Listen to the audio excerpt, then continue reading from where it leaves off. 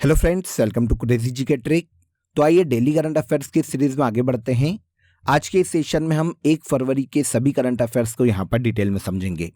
आज पूरे सेशन को हम आराम से डिस्कस करेंगे क्योंकि मुझे हल्का सा फीवर है। आपको वॉइस भी थोड़ी सी अलग लग सकती है, तो थोड़ा सा कोऑपरेट कीजिए, बहुत ही मज़ा आएगा। आराम से पूरे सेशन को डिस्कस करेंगे। अगर आप चैनल पर पहली बार आए हैं तो आप चैनल को सब्सक्राइब कर लीजिए। डेली करंट अफेयर की पीडीएफ आप क्रेजी जी के ट्रिक के टेलीग्राम चैनल से या फिर क्रेजी जी के ट्रिक के एप्लीकेशन पर जाकर इजीली फ्री में कलेक्ट कर सकते हैं। सबसे पहला क्वेश्चन देखिए, ट्रांसपेरेंसी इंटरनेशनल द्वारा जारी किए गए करप्शन परसेप्शन इंडेक्स 2023 में भारत की रैंक क्या है। तो देखिए यहाँ पर पहली चीज तो ये नोट कीजिए कि भ्रष्टाचार धारणा सूचकांक, जिसे करप्शन परसेप्शन इंडेक्स के नाम से जाना जाता है, इसे जारी कौन करता है। तो इसे जारी करता है ट्रांसपेरेंसी इंटरनेशनल। किसी भी देश में गवर्नमेंट सेक्टर में कितना ज़्यादा करप्शन है, इस आधार पर इस इंडेक्स को तैयार किया जाता है। 2023 के इंडेक्स को हाल ही में 2024 में जारी किया गया। 180 देशों को इस सूची में, इस लिस्ट में शामिल किया गया, जिसमें भ्रष्टाचार के आधार पर भारत को 93वें स्थान पर रखा गया है। मतलब भ्रष्टाचार धारणा सूचकांक करप्शन परसेप्शन इंडेक्स 2023 में भारत की 93 रैंक रही है। तो आंसर यहां पर इजीली मिल जाता है, आंसर सी हो जाएगा। 180 देशों को 2023 के इस इंडेक्स के लिए कैलकुलेट किया गया और भारत को 93वीं रैंक पर रखा गया। लास्ट ईयर 2022 में भारत को इस इंडेक्स में 85वें स्थान पर रखा गया था और अब भारत की रैंक में देखिए ऑलमोस्ट 8 पॉइंट की गिरावट आई है। मतलब भारत में भ्रष्टाचार गवर्नमेंट सेक्टर में कहीं ना कहीं बढ़ता हुआ दिखाई दे रहा है। यहाँ पर मैंने आपको 2022 से कंपैरिजन बताया है, लेकिन हमें रैंक याद रखना पड़ेगी 2023 के हाल ही में जारी किए गए इंडेक्स की।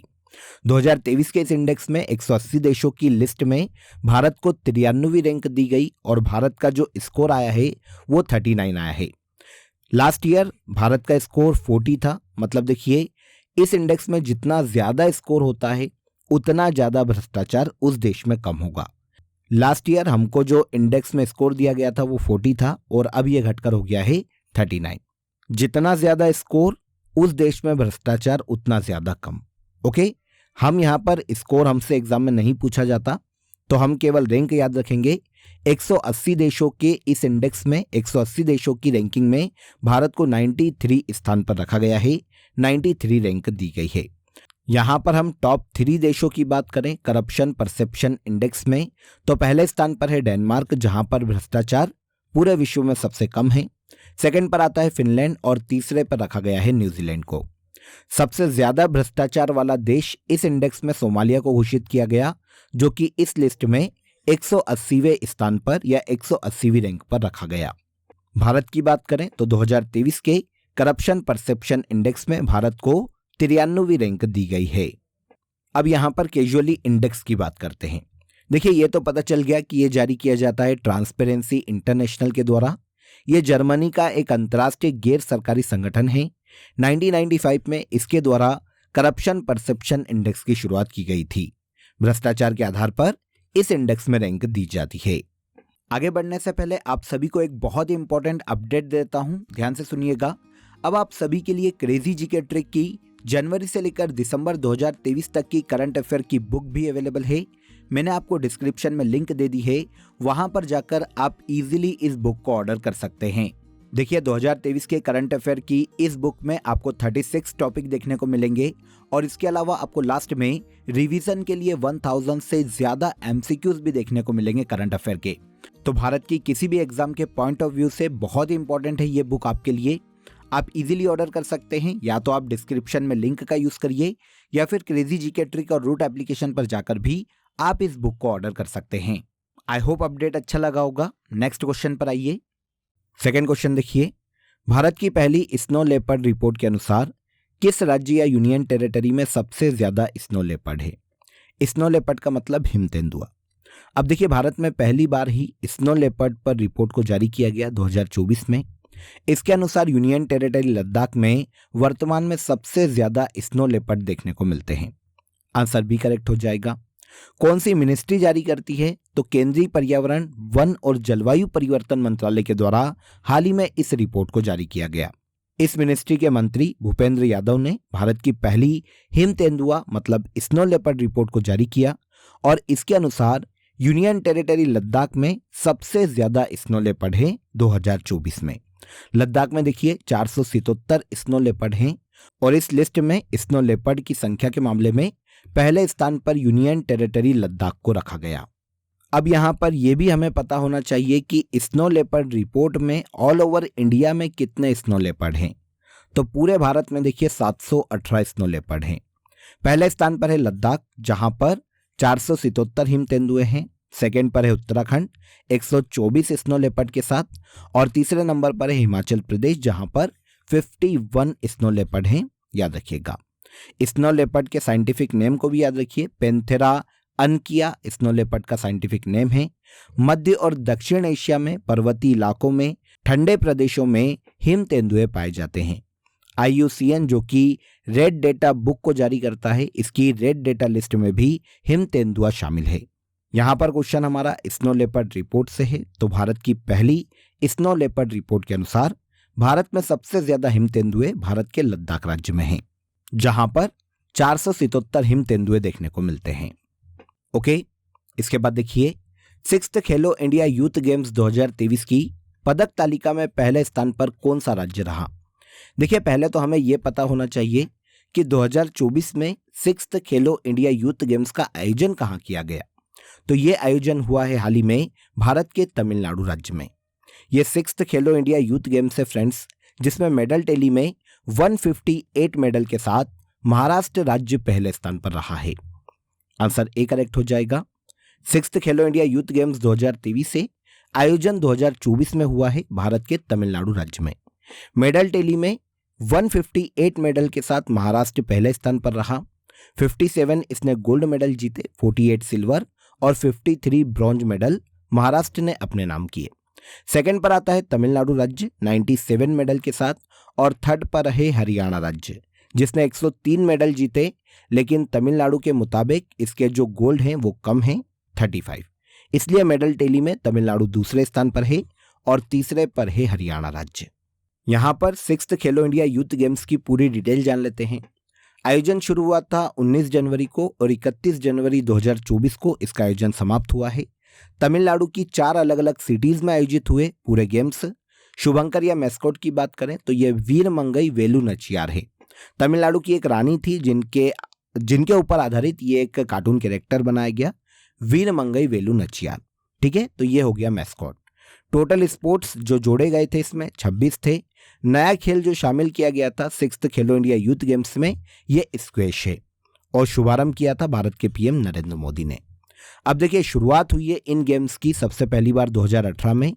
फर्स्ट खेलो इंडिया यूथ गेम्स आयोजित किए गए थे दिल्ली में। उसके बाद 2019 में महाराष्ट्र, 2020 में असम, 2021 में हरियाणा, 2022 के यूथ गेम्स आयोजित किए गए मध्य प्रदेश में 2023 में और अब 2024 में आयोजित किए गए हैं 6th खेलो इंडिया यूथ गेम्स भारत के तमिलनाडु राज्य में। क्वेश्चन हमारा 6th खेलो इंडिया यूथ गेम्स 2023 में मेडल टैली में टॉप पर कौन है ये पूछा गया था। तो ये है भारत का महाराष्ट्र राज्य। 16वें फाइनेंस कमीशन के संदर्भ में कौन सा कथन असत्य है। देखिए पहले कथन देख लेते हैं, आंसर ढूंढ लेते हैं, फिर डिटेल की बात करेंगे। तो पहला कथन 16वें वित्त आयोग का गठन संविधान के आर्टिकल 280 के सब क्लॉज 1 के तहत किया गया, ये बिल्कुल सही है। 16वें वित्त आयोग के अध्यक्ष अरविंद पनगड़िया है, ये भी बिल्कुल सही है। 16वें वित्त आयोग में 4 पूर्णकालिक सदस्य हैं, तो ये कथन भी बिल्कुल सही है। पूर्णकालिक सदस्यों में 2 महिला सदस्य, तो ये कथन गलत है क्योंकि पूर्णकालिक सदस्यों में 4 पूर्णकालिक सदस्यों में केवल एक ही महिला को शामिल किया गया है 16वें वित्त आयोग या 16वें फाइनेंस कमीशन में। तो यहां पर असत्य कथन पूछा गया, तो ये हो जाएगा आंसर डी। ठीक है, पूर्णकालिक सदस्य के रूप में केवल एक ही महिला शामिल है 16वें वित्त आयोग में। पूरी डिटेल जान लेते हैं, पूरी डिटेल समझ लेते हैं। देखिए 31 जनवरी 2024 को केंद्र सरकार ने 16वें फाइनेंस कमीशन के 4 पूर्णकालिक सदस्यों की नियुक्ति की।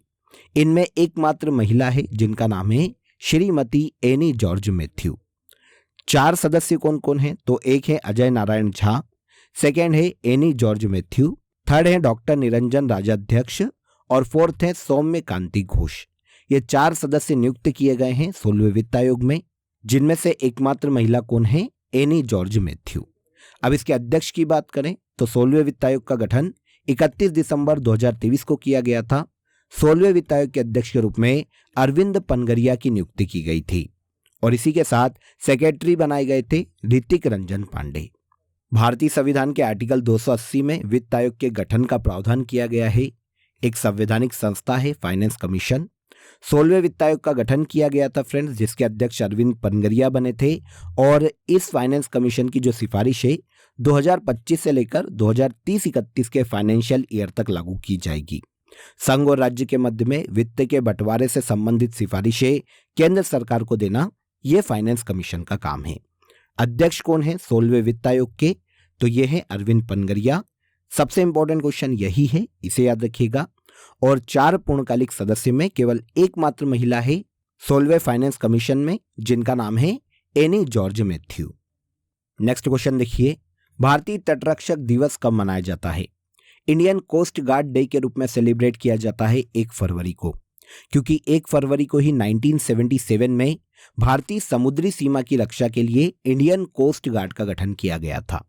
2024 में इसका 48वां स्थापना दिवस मनाया गया है और क्योंकि 1 फरवरी को इसका गठन किया गया था, इसलिए इंडियन कोस्ट गार्ड डे के रूप में भी 1 फरवरी को ही सेलिब्रेट किया जाता है।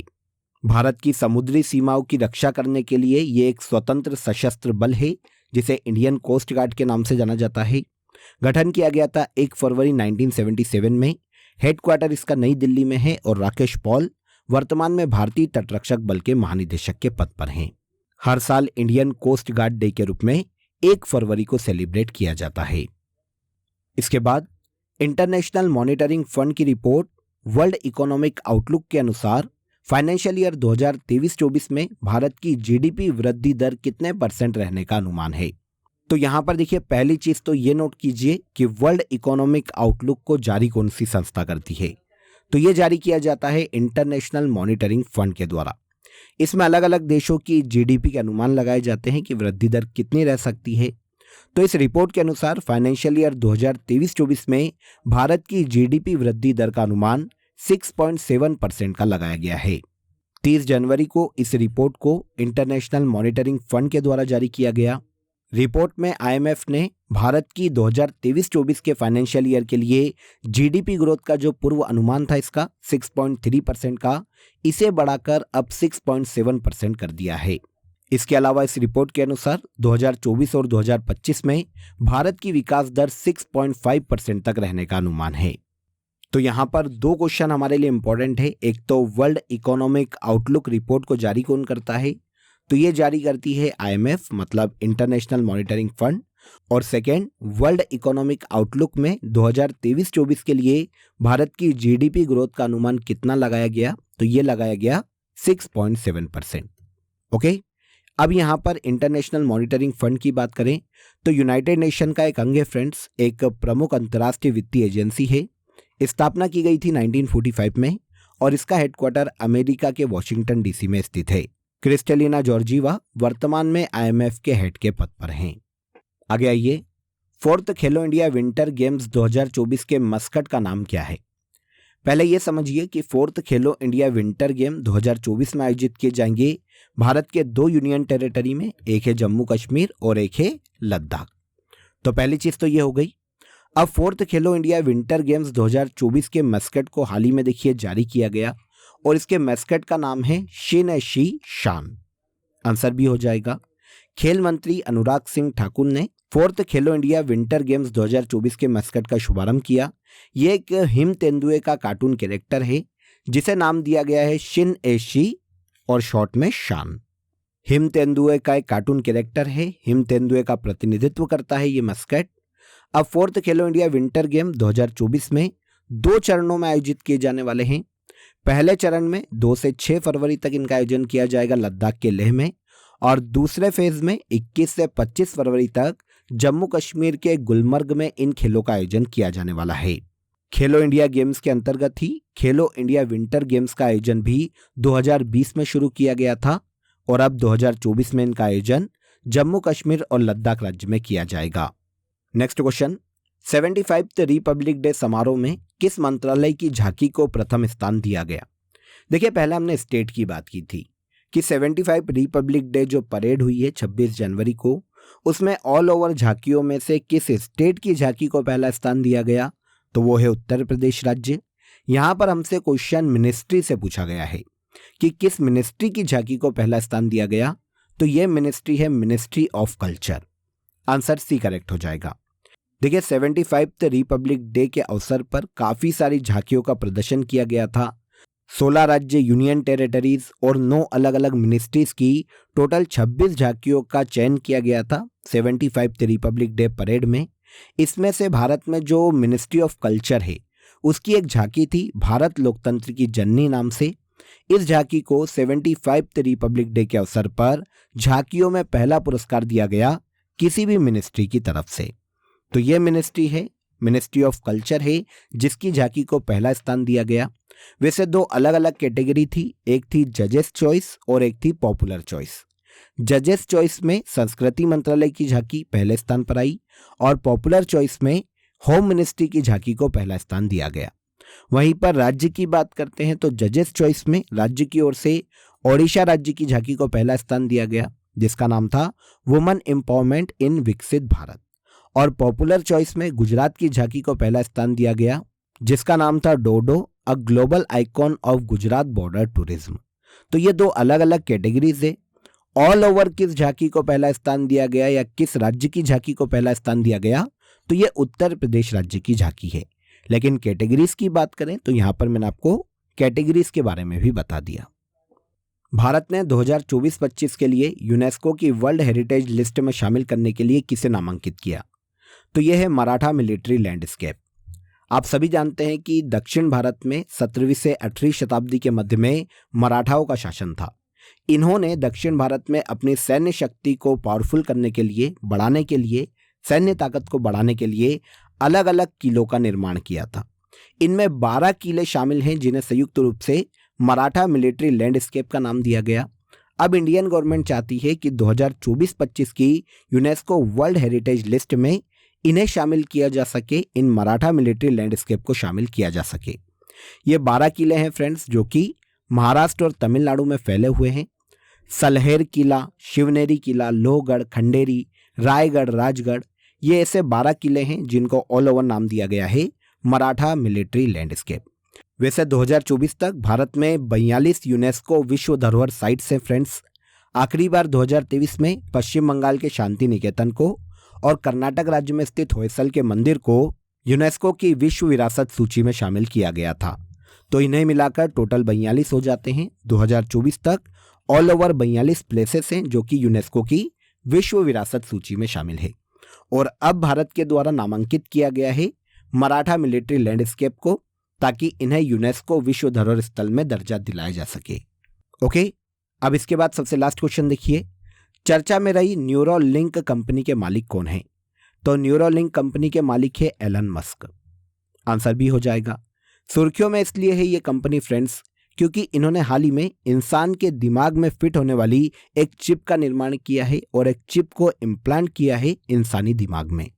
तो ये काम किया है न्यूरोलिंक कंपनी ने, जिसके मालिक है एलन मस्क। न्यूरोलिंक के इस प्रोडक्ट को टेलीपैथी नाम दिया गया। टेलीपैथी का उपयोग उन लोगों के लिए किया जाएगा जिनके हाथ पैर नहीं हैं, हाथ पैर काम नहीं करते। तो ऐसे केस में टेलीपैथी की मदद से यूजर के दिमाग में ही एक कंप्यूटर चिप को इम्प्लांट कर दिया जाएगा ताकि वो कंप्यूटर और स्मार्टफोन का कंट्रोल डायरेक्ट अपने दिमाग से कर सके। तो ये काम किया है न्यूरोलिंक ने और इनके द्वारा जो चिप बनाई गई है माइंड में फिट करने वाली, उसे नाम दिया गया टेलीपैथी। न्यूरोलिंक के मालिक कौन है? तो एलन मस्क इस कंपनी के मालिक है। क्लियर? तो यहां पर देखिए हमने 1 फरवरी के सभी करंट अफेयर्स को डिटेल में समझ लिया। अब आ जाइए फैक्ट शीट को आगे बढ़ाते हैं और आज की फैक्ट शीट में जुलाई मंथ के सभी वन लाइनर करंट अफेयर को एक एक करके हम यहां पर डिस्कस करेंगे। 17 जुलाई 2023 को अडानी समूह ने झारखंड में भारत की पहली अंतर्राष्ट्रीय बिजली परियोजना की शुरुआत की। 17 जुलाई 2023 को विंबलडन 2023 में पुरुष एकल का खिताब कार्लोस अल्कराज ने अपने नाम किया। 17 जुलाई 2023 को बोलालू त्योहार हैदराबाद में मनाया गया। 17 जुलाई 2023 को भारत और मंगोलिया के मध्य में संयुक्त सैन्य अभ्यास नोमैडिक एलिफेंट का आयोजन किया गया। 17 जुलाई 2023 को हरेला पर्व 2023 उत्तराखंड राज्य में शुरू हुआ। 17 जुलाई 2023 को भारत के बाहर अबू धाबी में IIT दिल्ली का कैंपस स्थापित किया जाएगा।